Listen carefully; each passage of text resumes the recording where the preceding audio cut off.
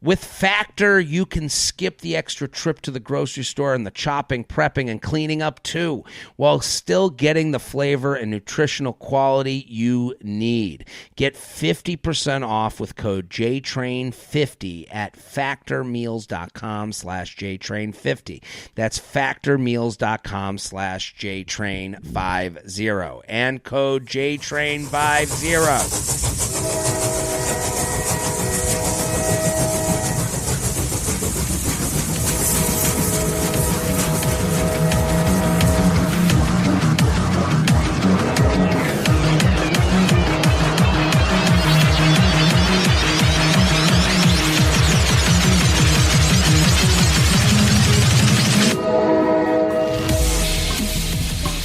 Hello and welcome to the Luxury Lounge. That's right, every Thursday we head in the lounge, we shut the door, and we air our grievances with the world. And there's no grievance that's too big or too small or too frivolous. It is your problem, and it shall be heard. Now, I want to thank you for coming back to the Luxury Lounge. I love that you guys are enjoying the lounge as much as I enjoy being here with you.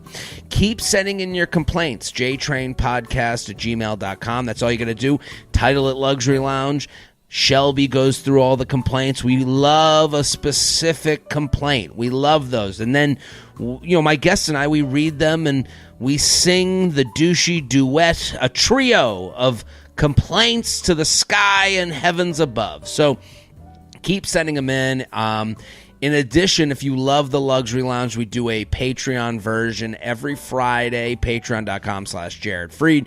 It is the only way to guarantee that your complaint will be read on a weekly basis, patreon.com/Jared Freed. I also do Coffee with JTrain there, 2 extra podcasts a week for $5 a month. It's to me a deal, but it's the community there, people seem to really enjoy Coffee with JTrain and the Luxury Lounge Patreon version. Also, 37 and Single is still out there on Netflix. It's still streaming. Send it to a friend, a coworker, a brother, a sister, a mama, a papa. I am also on the road. If you're listening to this right now, this weekend I am going to be in Seattle. It has been a while since I've been in Seattle. I'm excited. First show sold out. Second show, there's tickets available. So jaredfreed.com. Seattle, it's one night only. It's a theater. It's the Neptune Theater. I've actually been there. I've opened for Michelle Wolf there.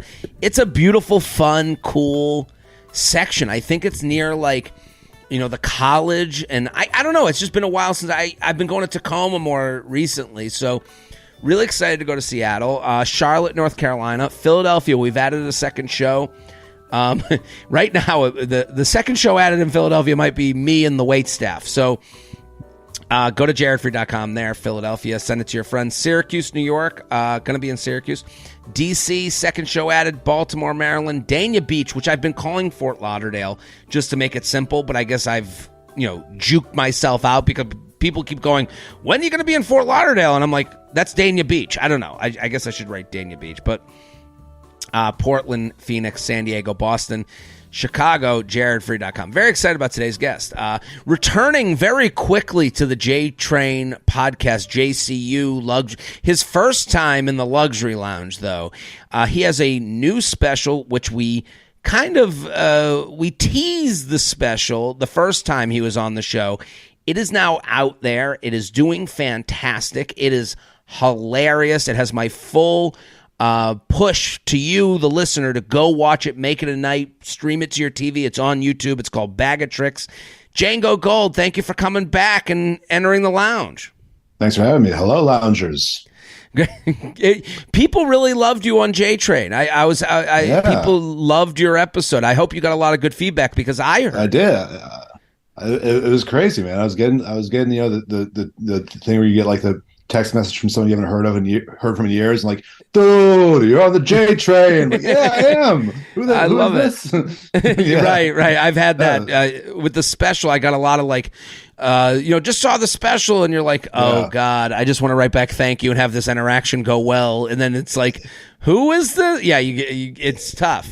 It's got to be so crazy from these people's point of view. let's just say theoretically they're living under a rock. They have no idea you're doing comedy or whatever, and then they're just like flipping through their Netflix one night and they see like a guy they worked with like for a couple months back like 2006. It's like, what the hell, you know? Right. I've had that conversation many times with many different people. You're right. And I think about that because, like, again, they either don't remember me or they're like, wait a minute, who is that guy? I go to this place in Boca when I'm with my parents. It's called Fit Foods Cafe, okay? It's like a health food, shout out Fit Foods. I like it there. The guy working there was like, dude, I was on Netflix. He said this exact thing to me. He goes, and he was like, it was like 20 minutes. I'm looking at this picture. I'm trying to figure out. I'm like, it's the guy that comes here and gets the egg white turkey scramble. You know, like I'm like, egg, and I'm like, yeah, egg white turkey scramble. That's me on Netflix. So you know what? You know what's next, man? Fucking menu item named after you. From your mouth, JTrain omelet. I love it. From your mouth to Fit Foods' ears. I want that naming. Man. Push it hard. Thank you, Jango. I knew you were here for me. I want everyone to go follow Jango at Jango Industries. Go listen to your episode. I think, I was watching the special. It's fantastically funny. I want everyone to go watch it. It's on YouTube right now. It's called Bag of Tricks. Someone even went back and commented on your last episode of JTrain, was like, it was the best special I've ever seen. So people are really loving it. So I'm happy for you. Feedback's been really, really positive. It's kind of like, it's funny because, as you know, you spend all this time working on your special in isolation. A handful of people know what it's all about. And you put it out in the real world. It's like, all right, sink or swim. Let's see what people actually think of this. And then, the feedback's been great. That's the hardest part, is because when you're on stage and you have your hand at the wheel of the room, so you can control, like if a joke doesn't work, you can always save it with a line or make eye contact with someone and say that really bombed. I guess that didn't connect. Yeah. When you put out something into the world, like you just said, you lose. You're not on the wheel anymore. It is just on autopilot, and you lose control of like how people watch it, especially, YouTube specifically. The dream is to say, is someone goes, oh, I'll just go to my smart TV, hit the YouTube button, there it is. Like full resolution, right. Paying attention to it, one screen in my household. Right. And we all know that's just not how YouTube sometimes works out, and I just watched my dad got YouTube for the NFL Sunday Ticket. Yeah. And we're trying to figure out how to get all 4 games on the TV. It was about an hour of trying to do that, but we were motivated.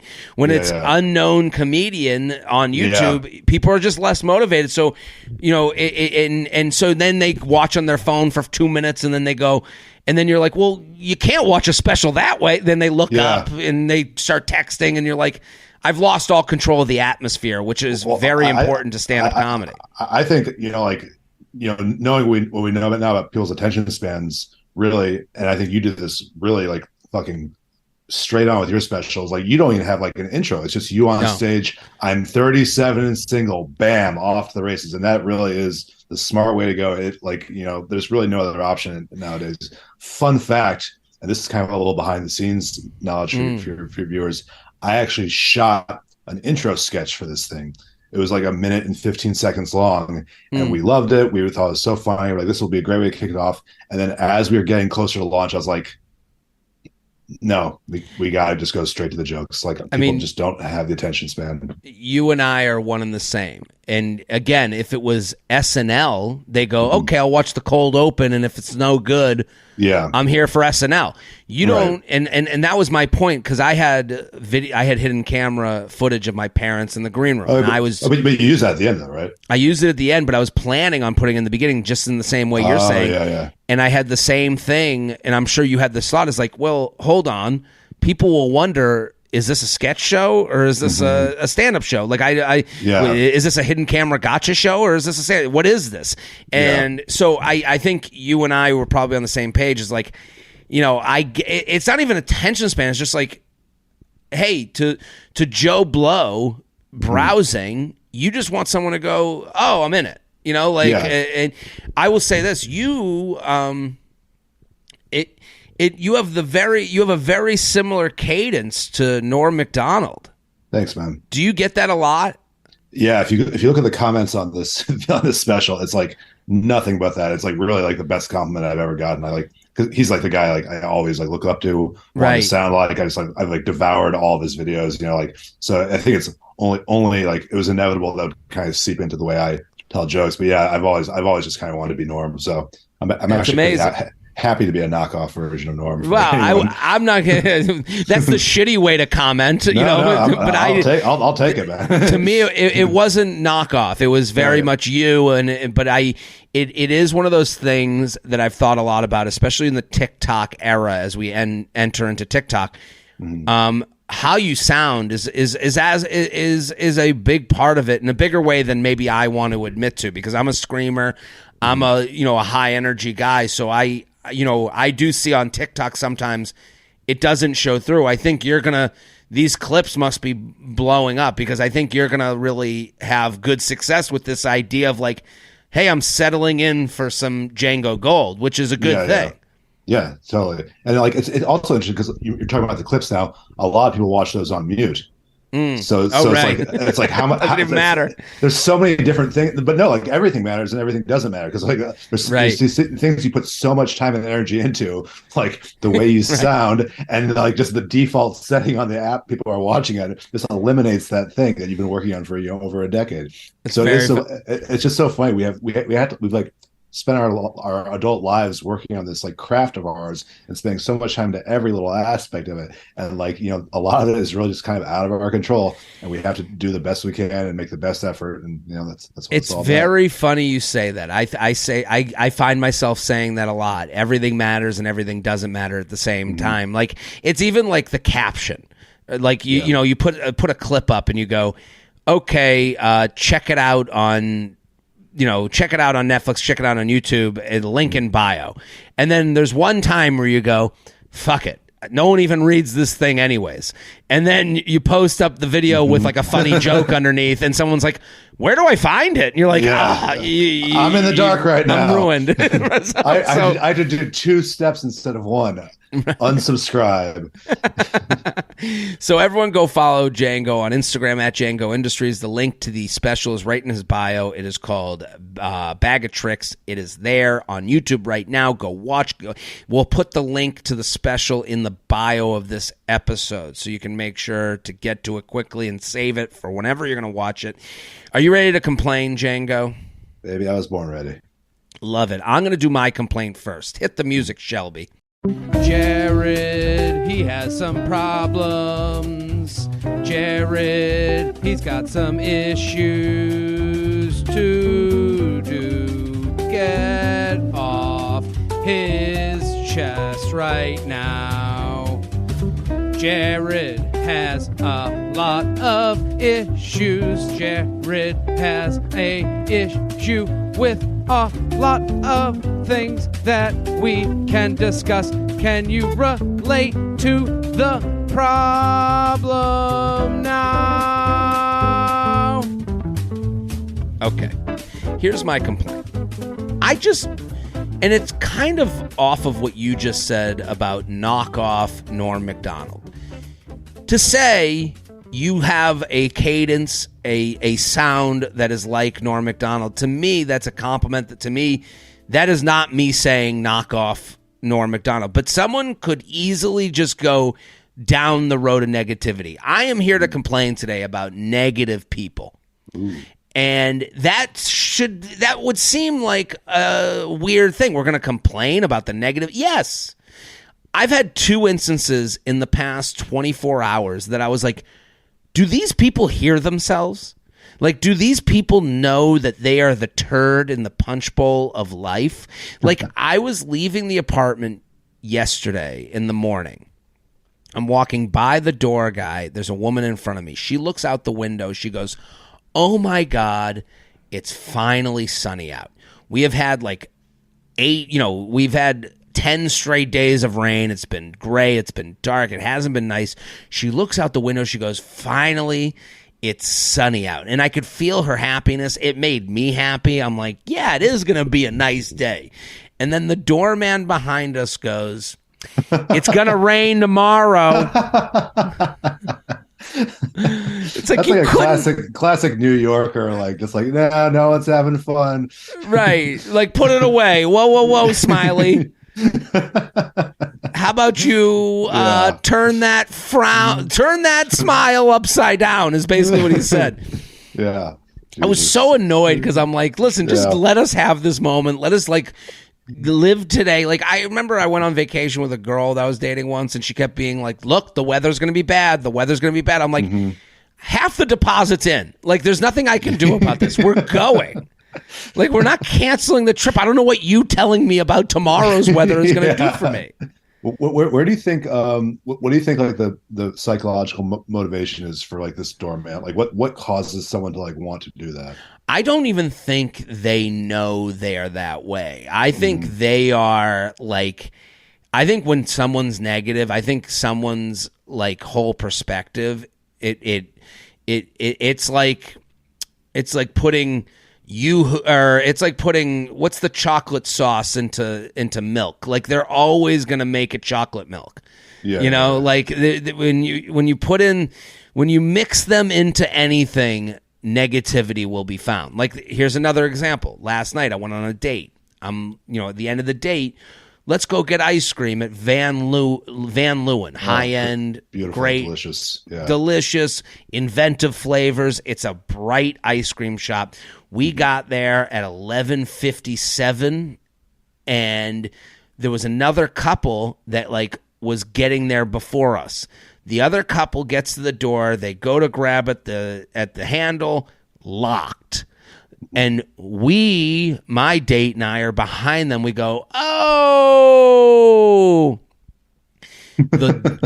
like we were upset. We wanted the ice cream. No. Big reveal. We literally both of us said. They said nothing. We go, oh. The woman of the couple, she turns around. She goes, we didn't need it anyways. Oh God, yeah. Come on. We're actually doing fine. Yeah. Right. We have ice cream at home. Right. Also, you two fat fucks don't need this ice cream. Like, what did you judge us? Like, no, we did need it. We needed it for our happiness. Like, we don't. This idea that, like, I don't live in the same world as you. We didn't need it. This was a sign. No. We wanted ice cream. We're going to get ice cream. This has nothing to do with our bodies, our feeling, or whether this is a treat or not. You don't know our lives. We didn't need it anyways. I think it's like kind of like what that woman was saying is kind of like, oh, the trials and tribulations that affect you people, we're actually insulated from them. We're fine. It's it's like this weird like self-defense mechanism almost, like this kind of like grimness. I don't know. Yeah. I just think a person like that, they are always going to do that to anything. Sure. Oh my God, isn't it nice and cool out? It's going to get colder. It only gets colder from here. Like, it's like, I mean, it is just like kind of like in such small portions person kind of just like, applying that worldview to everything, Right. Jango, do you have a complaint? I do. It's an oldie but Hold a on. goodie. Hit the music, Shelby. It's the guest's turn to complain. They're ready to jump in. They've got lots of problems too. It ain't all about Jared. Let's hear their complaint of the day. Let's hear their complaint of the day. They're invited on the show to have some fun and complain with you. Let's hear that complaint. Okay, go ahead. My complaint is an oldie but a goodie. I'm sure it's something you've had. I'm sure some of your listeners have had, and it's never anyone's fault. I just want to put this out there. It's just kind of unpleasant and awkward, but you've all been there. You're walking down the sidewalk. It's a narrow sidewalk, and you have a very old, slow person in front of you, and you have the option to get around them, but you feel very bad about doing that. And I find that to be very uncomfortable. I'm sure the person walking isn't thinking about it this much, but in my head, I'm like getting in their head and be like, oh no, I used to be young like that, and now I'm old and sad. And so so I will often, like, this is really lame. I will often just not do that. I'll let the person have their leeway until whatever. I'll sometimes even take a different path. I'll like veer off into a different fucking avenue to avoid doing this because I just feel so bad for this person. So that's my complaint, is having to do that and having to deal with the potential. You are doing more for the psyche of your fellow man and woman than these negative people are doing for anyone. Sure. You're the opposite. You're doing when I say, wow, it's bright and beautiful out, it's going to rain tomorrow, like that person is literally doing the opposite thing that you're doing. You feel so badly for these old people growing old and having to face the idea of their imminent death that you are taking a different direction to walk somewhere. It's just like I think what it is, I'm like applying my own neuroses to them, but like, I don't know, like, God, like just imagine that, like you see some handsome young buck like myself, like, right. I'm off to go swimming. Like, it's just like I just would feel so bad about seeing that. I don't know. I just like that they always assume someone's in a rush to go swimming. Yeah, everyone else is going to be active, is being active on their way to being active, and they're just old fuddy-duddy on their way to the couch to do more nothing. I'm gonna go do a decathlon and then look at a smartphone, which you have no idea how to manage the interface. Yeah. I've always thought that the sidewalks in New York City need lanes. Yep. Like, I don't know why we don't have lanes. We are a walking culture here. We are a walking community. The idea of walking the way we do to go places in any other town is actually like quite foreign. If you travel anywhere, you're like, there's an old, joke and meme. It's like, your New York friends are like, oh, I'll walk. And then you're on the side of a highway and you're like, wait a minute, this wasn't a walking mile at all. Like a walking mile here is very different than a walking mile anywhere else. So why we haven't just admitted to the fact that we are our own cars, like that's why we put on headphones to go anywhere. Like we want to be inside of our mental Toyota Corolla. So if we had lanes, then a lot of things would be eradicated. The holding hands where you're blocking the whole sidewalk, the drifters, the people that don't walk in a straight line. I hate those. You're trying to get around those guys. That's like fucking roll the dice, man. Right. You don't know which way they're going. And honestly, whenever I see a drifter walking, I'm like, and this isn't drifter person who without a home who's given their life to the tracks. This is just someone who walks lackadaisically. You're like, how are you making it in this city? Head in the clouds. These are the insane geniuses that create beautiful works of art, but we only encounter them when they're fucking zigzagging like a pinball machine, like a pinball. Right. I mean, it's chaos out there.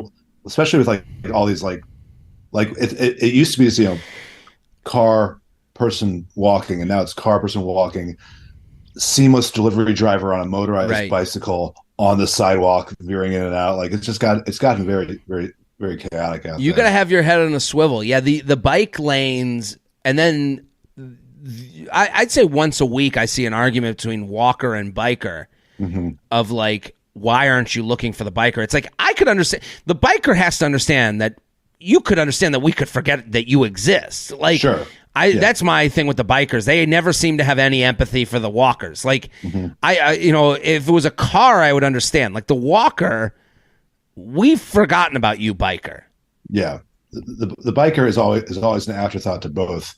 We live in this like weird liminal space between them where we're somehow disrespected by pedestrians and motorists, and it's just like and the advantage we get though, they are the middle child. Are you a biker? I'm a biker. I'm a passionate biker, and constantly living on the edge. But the advantage is that you get to break every single traffic law. Well, that's what annoys me most about the bikers. You can't be annoyed at everyone and obey no laws. They almost get the treatment of both walker and car at the same time, and you're like, no, you got to choose a lane, pun intended. There you go. Yeah, no, I agree. I don't, and I feel slightly bad about my chaotic fucking blowing through red light things, but the consequence is that every few weeks one of us just gets destroyed by a semi truck. So it's just all kind of like a lottery system, you know? Right. It goes all ways. Well, listen, we're pumped to have Jango Gold on the podcast. Everyone go follow at Jango Industries. The YouTube special, it is out there. Bag of Tricks. It is fantastic. You're going to love it. We are sponsored. Not getting enough sleep can really mess up your body and your mental health. Our sponsor, Beam, has created this awesome dream powder. It's healthy hot cocoa for sleep. JTrain listeners get a special discount on Beam's Dream Powder, their best-selling healthy hot cocoa for sleep with no added sugar. Now available in delicious flavors like sea salt caramel, cinnamon cocoa, and chocolate peanut butter. Better sleep has never tasted better. A recent clinical study revealed Dream helped 93% of users wake up feeling more refreshed, and 93% reported that Dream helped them get a more restful night's sleep. Dream contains a powerful all-natural blend of reishi, magnesium, L-theanine, melatonin, and nano CBD to help you fall asleep, stay asleep, and wake up refreshed. I have taken it. I have drank it. It's delicious. It's fun to do before bed. And I'm telling you right now, I love it. It works. Get ready for some of the best sleep of your life. If you want to try Beam's best-selling Dream Powder, get up to 40% off for a limited time when you go to shopbeam.com/JTrain and use code JTrain at checkout. That's shopbeam.com/JTrain. Use code JTrain for up to 40% off. Love that. I love a sponsor that could help you. Yeah, man. Are you? Sounds very pleasant. Just having hot cocoa that also just puts you out like a light. Right, and you know what I found is, like, I'm a nighttime eater, and having like a hot cocoa, like just sipping at it, it kind of like gets you through that, like, that hunger pain that my mind is set on food. No. It's like having a little soup before bed. It actually helps you. So go check it out. You ready to do some complaints? Let's do it, baby. Luxury Lounge. Mom spoils me. Feather, congrats on the special, Jared. My luxury complaint is that my mom spoils me too much. When she gets anxious, she'll go on an online shopping spree to send me groceries and other random goods via Instacart. This sounds great, but I have a small fridge in my one-bedroom apartment, and as a 31-year-old, I'm particular about what I eat, drink, especially when I'm meal prepping. She's also 5 hours behind me. So what happens in the middle of the night without her asking what I already have, and then the deliveries typically arrive at my secured building during my first meetings of the day. Miscellaneous items include, but are not limited to, bulk seasonings. I have 4 containers of garlic salt and 3 Costco jars of peanut butter. Bulk fruit and veggies. They go bad. Keurig coffee pods. I have an espresso. Almond milk. I don't drink it. Large plants for outdoor spaces. Hair care, body care. You get the idea. Thank you for creating a safe space for our luxury complaints. Jango Gold, what do you think of this? This is horrific. I mean, God bless that mom. I would give anything to those kind of care packages. That's very funny. The large plants. You just go down your doormat and see this huge cactus that you now just need to start taking care of for the rest of your life. That's a great, like, fucking, like, white elephant type gift. Yeah, I can see that being annoying. I mean, God, what a lovely mom though. I would just politely, politely say, hey, a lot of the stuff is going to waste. Maybe diminish it, not eliminate, but maybe diminish it a little bit. This is horrific. One, because of the delivery hours. Like, there's nothing worse than a delivery that doesn't get to you. There's nothing that feels worse. You feel frivolous. There's nothing worse than a delivery interrupting your day. Something about a delivery not getting to you in the way you want it gotten to you really makes you angry and feel horrible. Here's the other thing. The mom is obviously, like, a little lonely, a little bit of a shopaholic. Okay, fine. The problem with a shopaholic is that they have no connection between item and money. Because this mom, if what they need to do is they need to create a website where the mom can shop for things, and then they get to put things in the cart, they get to hit checkout, they get to go through the whole process, and at the other end, all that is sent to this daughter or son is a check for the money they would have spent. That's a good idea. That's the best solution. It has to be like everyone that uses the service has to be sworn to secrecy so that it never gets out that this is actually just a money conversion. Again, to reference nighttime eating, I've always thought that a great app for delivery would be one that lets me buy everything and then pass out and not eat it. Yeah, I just want to wake up to, oh, sorry, we canceled your order. Or if DoorDash was like, hey, listen, every third time you order, we're not going to bring it. We're just not going to bring it.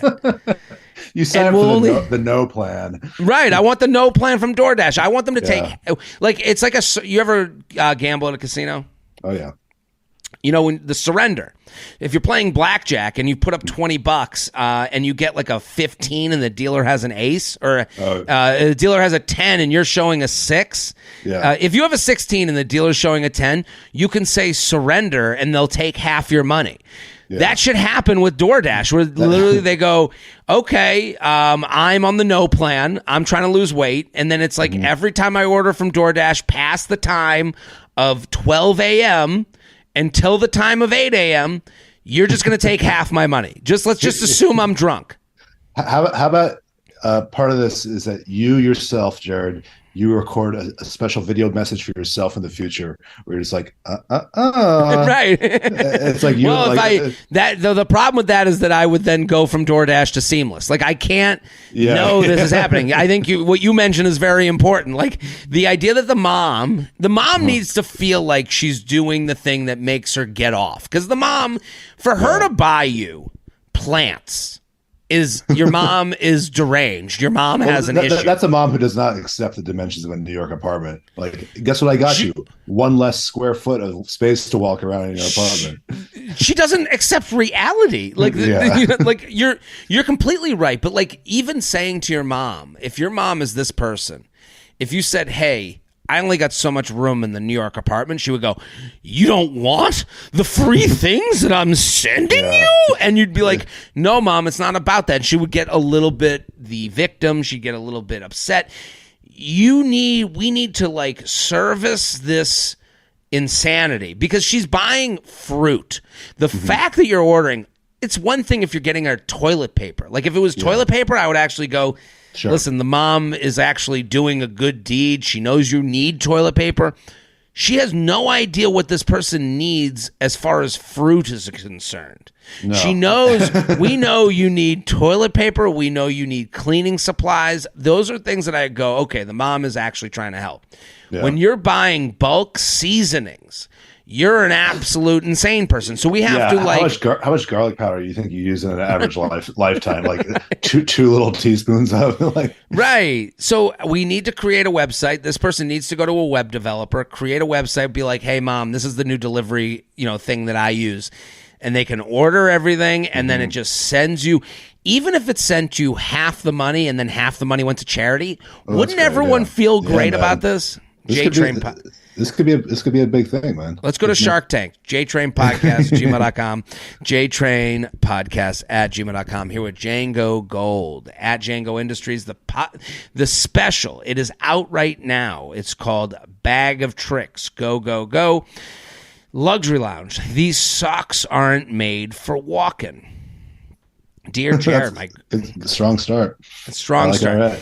Already. My girlfriend recently turned me on to your podcast, and I was an immediate fan. Thank you. But moreover, I couldn't wait to air my grievance and embrace the luxury lounge community as one of their own. You're welcome in. Come in for the big hug. I'll put you right to my teat. You can suck at it. At the moment, my foremost annoyance is visiting the homes of my friends that require shoe removal at the door. I should note that I am a very clean individual, both personally and within my apartment. Borderline clean freak. But I have no such rule in my home, and not one of those no shoes inside friends keeps a clean enough home to warrant such a stringent household policy. The issue is that within a few minutes of walking around in my clean socks, they become extremely dirty and feel grosser on my feet with each additional step. It's disgusting. I'm not here for a solution, only to vent. Feel comforted by the safe space you've created, and to say that if you expect me to remove my shoes in your home, I expect freshly mopped floors, sincerely, dirty feet. What do you think, Jango Gold? Someone else's house, their rules, man. Wow. I think that's it. And also, you live in New York City, man. Like, have you seen what you're walking on out there? Like, Jango, this is the luxury lounge. We're here to agree with this complaint. No, this guy cast him out. Cast him out from behind the city walls. I'm with him. Taking off your shoes in someone's house. Like, if honestly, it is like I just feel like a toddler. When I'm walking around in my socks, my sockies, I feel like I'm in my footy pajamas, and it feels a little weird. That is where I agree with this person. Like, I understand, like, also, you do become judgmental of this house. Oh, it's a shoes-off house. This must be, the Queen's Labyrinth or something. Like, yeah. Like, the idea that, like, what they've done is, one, they've made me feel like a toddler. Two, they've made me more judgmental of their home and their cleaning practices. They've made me into a worse person than I was pre-shoes on. Yeah. And then, also, I'm not here for a workout. I'm not looking to, like, on, shoes off. Sure. I went home. I have this issue at my parents' house in Boca. My mom's a big shoes off person. She's always saying, you're bringing mud into the house. I haven't seen mud in a decade. I haven't been near mud. I don't even know. Mud went extinct. Yeah. Turn of the century. I don't think we have it anymore. I leave New York City, get on a plane at LaGuardia, fly to Boca, get in an Uber, go to their house in Boca. There's not mud in either of those places. Any of those places, there's no mud to be seen. So she has you take off the shoes, and they have, like, you put on the shoes to go in the garage, and then she'll yell at you. You can't have it all ways. It's like, take off your shoes. Oh my God, you didn't put your shoes back on to go in the garage. It's like, sure. It's like we've added hours. We've taken hours away from our own life to service you for what? At that point, if you're not willing to take the mess that comes with having people over, you shouldn't have people over. No, don't make your problem our problem. You invited us here. Stay in your Howard Hughes mansion with the Kleenex boxes on your feet. Right. You want to hear an interesting solution that a friend of mine has? And sure.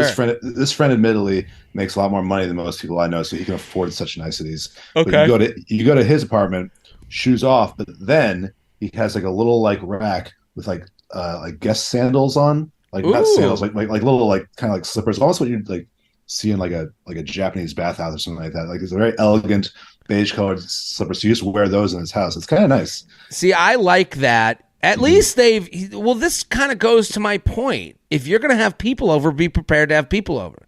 Yeah. Don't, have the sandals out. Give me some robes, maybe, if you're looking for me to like be in, little reed bashing on the back of the back. Yeah, why not? I mean, and here's the other thing. If I have to take my shoes off, I want to be barefoot.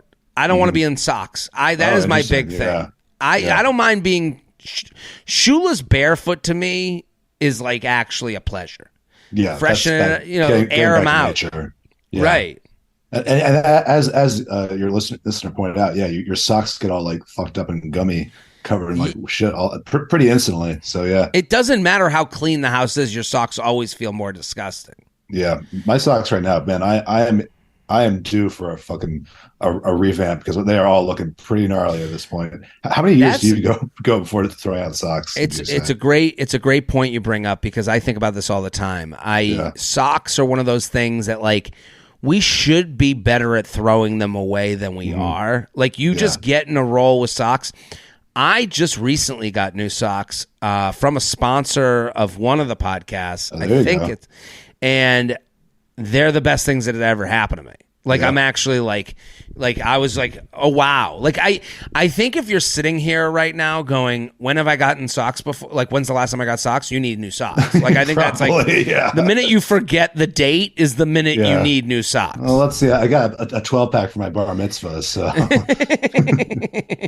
JTrain podcast at gmail.com, JTrain podcast at gmail.com. Here with Jango Gold. The special bag of tricks. It's on YouTube at Jango Industries on Instagram. Go follow. Luxury Lounge. No one cares about the social media Scholastic Book Fair. Okay, we're getting into the teachers union now. Jared, an honored guest. I'm at the age in my early 30s where most of my friends have succumbed to the needs of their toddlers in small towns or suburbs, and the most excitement in their lives are the dozens of books they read each month. I can't help but think, good for you for having the time and desire to read. I'm glad it brings you joy, but as a proud member of a dink duo, dual income, no kids. Oh yeah, I forgot about that term. Dink. Duo for at least a few more years and still living our best lives, having actual fun, not trapped in our homes. I have to say, please stop posting your book reviews on Instagram. Stop posting a count of how many books you've read this month or this year. Literally no one cares. Make a close friends list and share with other bookworms if you feel compelled to share. While we childless adults tolerate the bombardment of mommy posts because we still care about the friendship and their kids enough to endure it. But I can't reasonably take the little sliver of self-indulgence my friends get from their day and complain about their silly book posts to them. I hope you find this unrelatable, as I think most of our demographic living in city areas have better things to do with our times than disassociating via a novel. Thanks for the safe space to complain. No one has ever cared about how many books you read in a year since your first grade teacher. I'm a little confused. Are the kids posting about the books or are the parents? That's what I was trying to figure out. I wasn't sure if it's I read, the book or if my kid read a book. Right. Scholastic. That's like the kid publisher, right? But I think that they're saying because they have kids, the only excitement they have is to post all their book recommendations. Okay. Stop posting a count of how many books you've read this month or this year. I think it's adult books. I think so too. Yeah. How do you feel about adults posting about the books they've read? It's kind of lame. I think I don't know. I mean, I get that you're proud of it, but if you really want to talk about books, talk about one-on-one with a fellow book lover. Right. I don't see myself looking through an Instagram post oh wow, you read 3 books this month. That's awesome. It just doesn't really. Yeah. It's also not really what they're doing. Isn't what they're claiming to be doing. Mm-hmm. When they're posting, hey, just read my 4th book this month, really loved Steel Magnolia or whatever the book they read, that is not them going, hey, everybody, here's a great book for you to read. That's not what they're doing, but that's what they're disguised as. What they're actually doing, and it's more, the metaphor would be them going out to a field of random people and going, hey, everybody, I read books. Extra. Look at me. I'm a big book reader. Lou, hello. Me, the smart one. You idiots who like reality TV should kiss my feet. That's what they're doing. It is a brag. Right. It's a brag disguised as this helpful, hey, everybody. Yeah. Just want to let you know, I love the grapes of wrath. And you're like, no. That is them going out to their fellow people and going, look at me, you peasant losers who don't read and probably like some garbage TV. And you know what? You're right. I don't like to read. I don't read. And I don't want to read. Okay? And I don't need to hear about you reading. Yeah. Also, they have a website for these perverts. It's called Goodreads. That's what they should be using instead of Instagram. That's where all the little bookie book guys can get together and stroke each other off and enjoy each other's taste in literature. That's where that should be kept. Well, they don't do it there because they're not reading enough compared to the real bookworms. Yeah, the real titans of literacy. Right. This is annoying. You know what I also hate is, hey, anyone have any good book suggestions? How do I know they're going to ever read? Like, to me, that's a brag too. Hey, looking for some new books. I just read 82 books. Oh, if you read 82 books, why don't you post the book reports? I think people, if you're going to post on social media, if you're going to post on Facebook, Instagram, Twitter about your book recommendations or needs, we need to see book reports. We need to see actual writing from you, proof that you absorbed it. You absorbed the themes. Right. I'm going to post on Instagram right now. Hey, everybody, I'm reading my 1,000th book of the week. Does anyone have some good suggestions? It's like, I guess this just kind of shows that all my friends are very dumb, because I don't really see this that often. I don't see this all. I'm with you. I have a lot of dumb friends because I don't see it as much as this person is. What's the last book you read? I think one of the Matt Christopher books. I think that's that was like the kid with like the golden arm and stuff. Yeah, right. Fear Street. No, that was probably the last book I read. I read a tweet a couple years ago. That's pretty good. Baby steps. How about you? I've been reading, Raymond Chandler, like the hard-boiled detective novel type guys. I don't know that one. I guess he's amazing. He's like one of my favorite writers. I read one of his detective books called Farewell, My Lovely, I guess it was called. Check it out. Okay. Well, now you're doing book recs. Now I want your report. Yeah. Hello, on my desk by 5. Captain Literature. JTrain podcast at gmail.com. JTrain podcast at gmail.com. Here with Jango Gold. Go follow at Jango Industries. Go the special. It's on YouTube right now. You're going to love it. It's called Bag of Tricks. Go, go, go. Okay. Luxury lounge. Online shopping scroll bars. Hey, Jay, just a quick and terribly annoying complaint. I tend to browse and online window shop frequently. Sometimes it's when I'm bored, and sometimes it's if I actually need something, e.g. a dress for a wedding. My complaint is websites that have hundreds of items. The variety is great. We love variety, but if I click on something I like and or add it to the cart, the back arrow or back screen swipe takes me to the top of the item again.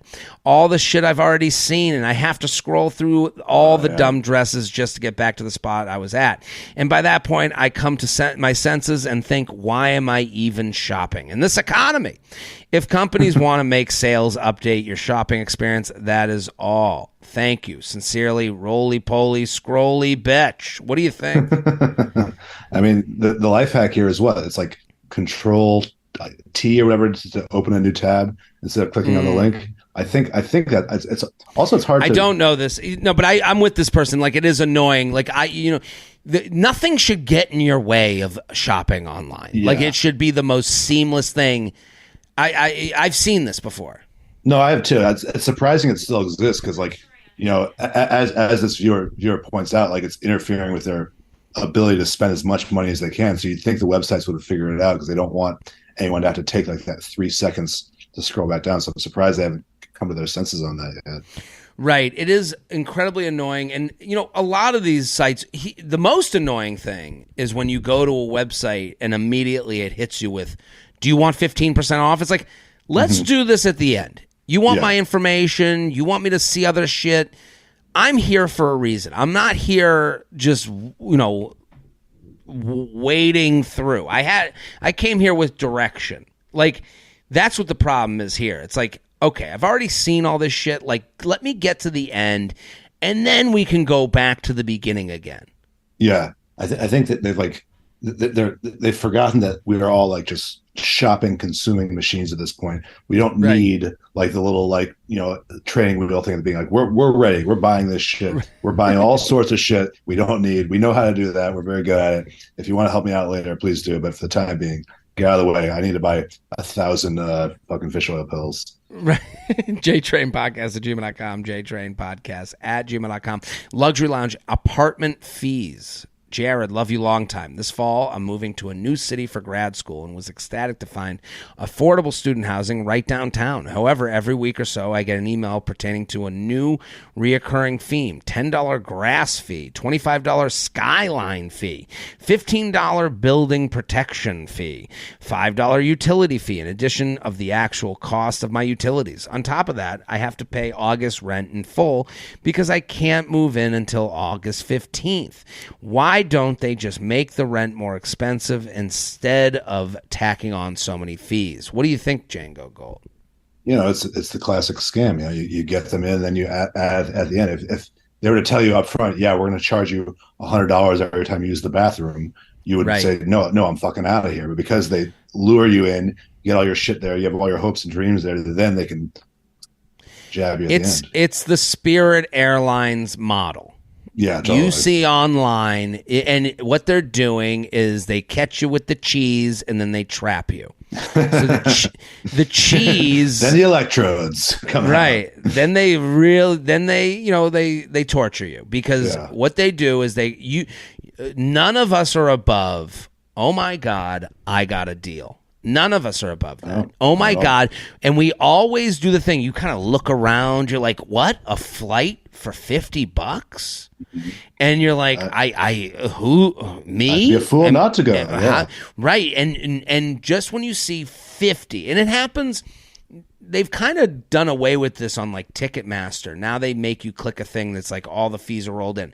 We don't need, we all just want honesty. Like, we want honesty and a good job well done. And that's what they're avoiding. Yeah. That's what's most annoying about this is they're basically saying we can be like Spirit Airlines is getting away with being a crappy airline because they go $50 tickets, but it's not actually $50 tickets if you want to bring the idea that an airline, possession, right? The idea that an airline is like, we're going to fly you thousands of miles away. Mm-hmm. Oh, you want to bring a bag? What? Excuse me? Yeah. Like, is your servant also like a bag? Right. Well, whoa, fancy pants. Well, I guess it's going to be $50, and you're like, now you're at 100, but you don't feel the 100.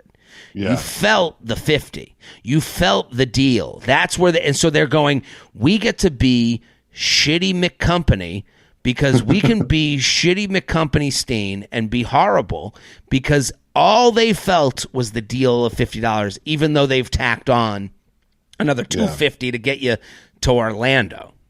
Have you tried the life hack of wearing as much clothing as you can? Because they'll give you like a personal item, which could be like a backpack.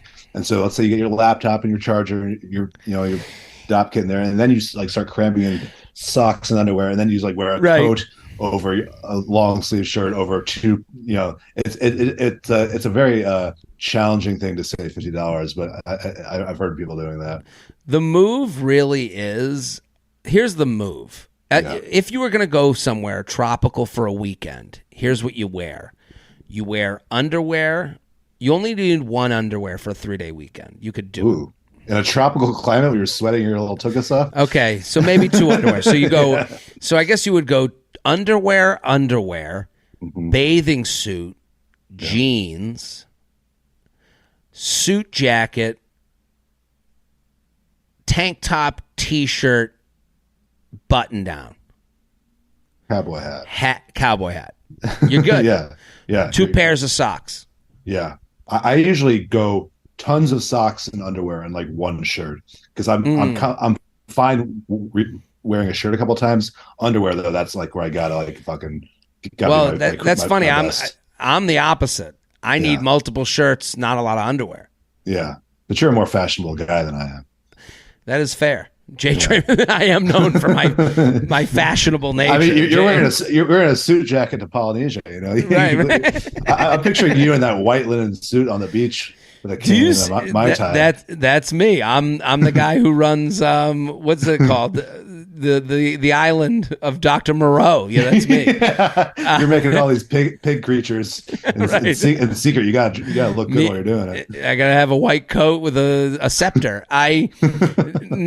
It's funny. I see it less and less now, but you do see that guy in the sport coat over the hockey jersey because he just wants to keep the sport coat not from wrinkling. Yeah.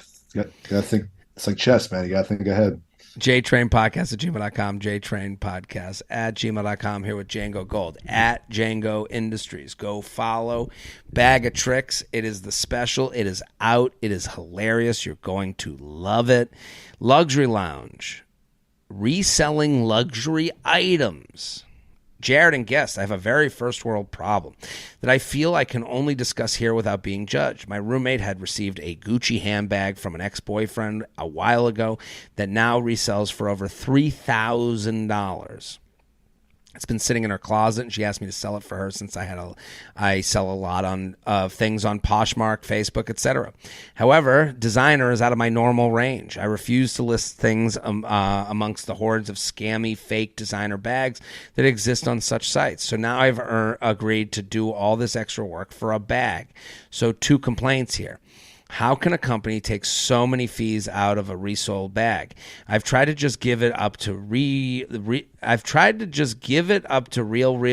Rebag, other designer consignment companies where I'd only be able to get maybe $1,000 off of it. 2, my cousin resells designer regularly, so my roommate said I could just have my cousin pay her a lump sum now, and she could keep the rest of the money if she sells it later. Because she said my cousin could do this, I told her I'd be selling the bag for cheap because I had someone ask me about the bag. And then she told me to double the price for that person who asked. Of course, that person said no. So I'm back to square one. Long complaint, and I'm done complaining here. Will I still try to sell it? Probably, but what a disaster. Thanks for letting us air complaints. It got a little messy there. There's a lot going on here. Yeah. I'm not really positive after reading this what the deal is. What do you think of this? I think the deal is everyone wants a cut. Every there's like even something as simple as selling a purse. There's 1,000 little middlemen that come up and want to take a piece of it. And it sucks. I empathize with that. It always happens with anything other than a very simple like Craigslist, come over and buy my coffee table transaction. You're going to run into this shit. I think, honestly, at the end of the day, the stress involved in it is it's worth losing that and then also losing money. I would say let them cut it, get rid of the bag. Don't have to think about it ever again. That'd be my advice. You bring up a great point. I think in movies they call it the MacGuffin. Yeah. Like this one thing. And they said it's a Gucci handbag. The Gucci handbag has such social capital. It has such worth as far as the look and design and and what people believe it to be worth that you'll never get what everyone wants out of it. Because not only do you want more money, the Real wants more money, the consignment places want more money, your friends want more money. All of you are delusional to think that this is going to be worth. It's like on House Hunters when they're like, I got $10, I'd like to buy a mansion.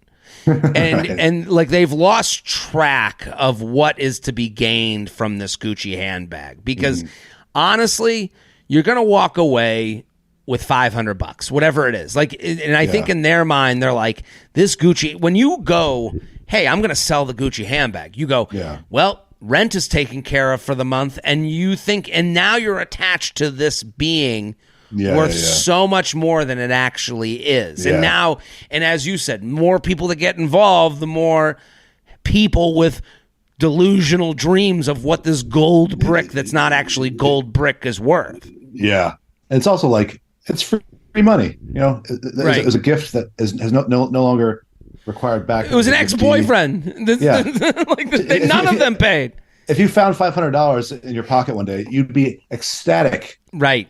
I'd say count your blessings, man. That's the funniest part about this is like, this is found money and they'll never treat it as found money. It is gone. Yeah. It is left. Again, money is so emotional that this is gone by the wayside, that this is just a gift from an ex-boyfriend who she doesn't give a shit about. Now it's Gucci handbag. We got to get this money. They're a bunch of, they're like mob people. Yeah, try to squeeze that lemon while forgetting that's a free lemon. JTrain podcast at gmail.com. We're here with Jango Gold at Jango Industries. The special is called Bag of Tricks. Let's do one more. Is that okay? Let's do it, baby. Okay. Luxury lounge. I'm saying baby a lot today. I've noticed. I don't usually do that. You're all Hollywood now. You got one special that does well, and now all of a sudden Django's a different person. It's like you have a Gucci purse or something. I know. I'll just start wearing a mink. Luxury lounge. In-laws constantly pawning their old things off onto us. My in-laws are constantly trying to get rid of old things in their house while disguising it as gifts things to us. In the last year, they've pawned off old glassware, margarita glasses. Nobody wants a margarita glass. Cups, etc. A bag full of DVDs. You don't even have a place to play them. 20-plus golf shirts and an air fryer and various other household items that we simply don't need. They tell us they are clearing out room in their house and don't need these things anymore and thought they could be helpful to us. Meanwhile, their house is literally twice the size of ours to fit all of this, and our house is already full of things that we bought and actually use and need. It's driving me crazy because I know my in-laws are doing this because they don't want to have to throw this stuff out or take it to Goodwill. But then we end up having to do that for them. My husband refuses to say no, and I feel awkward pushing back if it's something for both of us. What should I do to stop accumulating all this junk? Thank you for listening to our complaints. I can't wait for you to come back to Phoenix and bring the group chat to a show again. What do you think, Jango Gold? I agree with the viewer here. The in-laws are totally just taking their own guilt they would have throwing out the air fryer, and they're transferring it to them. And that is not okay. It's a guilt transfer. Toss out the golf shirts. Total guilt transfer. We need to start a moving company called "We'll Bring It to Your Kids," and right. This is the grift. We got to start a bunch of dusty margarita glasses. Right. We know the moving company is called "We'll Bring It to Your Kids," and we'll load everything up. And then we just take it to the dump. And oh man, this is very similar to the food delivery thing. I like it. Right. I like these startups that are just built on deception. I think that's a really good play. Right. I'm going to get a van. I'll put on the side. Your kids will have it by nightfall. And they love you. You're great. You're a great parent. Thanks, Mom and Dad. It just says it on the side, and you just drive it directly to the dump. Every dump truck should just have on the side, thanks for giving to your kids. Like, they love it. Old newspapers you shouldn't have. Right. The idea, because 20 DVDs, and again, it's the emotional attachment. It's the guilt. You're right. You would look at your parents and you go, I don't need 20 DVDs. My mom does this to me all the time. They go, we have all these suitcases. I go, I have no room for suitcases. They go, these are good suitcases. And I go, they may be good, but I have nowhere to put them. And I have my own good suitcases. You should have gotten ahead of this. You should have saw me leaving to go to the great big world and given me all the suitcases before I went on my own and said, you know what? I'm going to buy a suitcase. So this is your fault. Yeah. Yeah, it's interesting, like having an emotional attachment to all these things, and it's true because like if you spend money on something, you want to have use, and you kind of feel like you fucked up if you're having to throw it out. Right, suitcases are like a DVD of Night at the Roxbury or whatever. We can empathize because we just said this about socks. Like, that's right. Honestly, we should have socks for 6 months at a time. There's no reason for us to have socks longer than 6 months. Oh man! But you have them for about. That's bad news for me. Right. JTrain podcast at gmail.com. JTrain podcast at gmail.com. Jango Gold, thank you so much for coming on. Thanks for having me on the lounge, man. It's great. You're fantastic. Everyone go follow Jango at Jango Industries. Bag of Tricks. That is a special. It's on YouTube. We'll put the link in the bio of this episode. I'm Jared Freed. We're here in the Luxury Lounge every Thursday. What am I talking about? Thursday, and we'll be back next week. Often. Yeah, right. Well, we're here every now and again. Back next week. Boom.